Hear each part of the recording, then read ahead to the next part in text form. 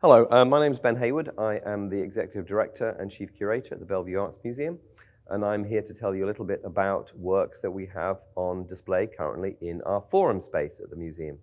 This piece is called Somnodrome, and it was made by a Northwest artist called Morgan Madison. Morgan made this piece for our glass biennial, Glasstastic, which we had at the museum in 2018 into 2019. And was originally designed specifically for the biennial to be outside. So it was positioned in our court of light on the third floor. And as you can probably see by looking at it, it takes its kind of visual cues from material that spends its time outside in the Northwest. So one can imagine these as weathered shingles on a barn. We can imagine this as decayed wood. Actually, interestingly, the piece works at night as well as during the day. It is illuminated from within. If you came to this museum in the middle of the night, you would see this as a glowing pyramid in our window.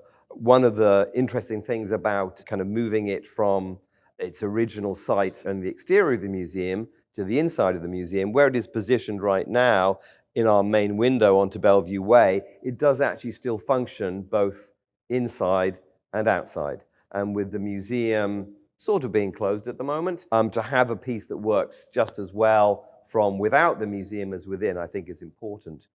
One can also imagine the kind of glowing, the way this piece glows at night, something to do with, as I said, decay, but also the fluorescence that you might get from a fungal decay.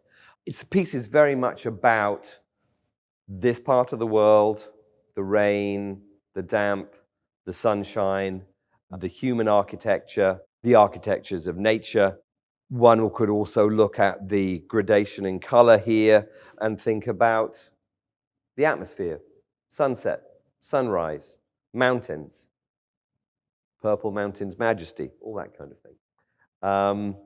And this is what this is. Again, it's another piece, like I think some of the other pieces that we've talked about in this series, that takes its cue, that takes its appearance, takes its importance from this part of the world.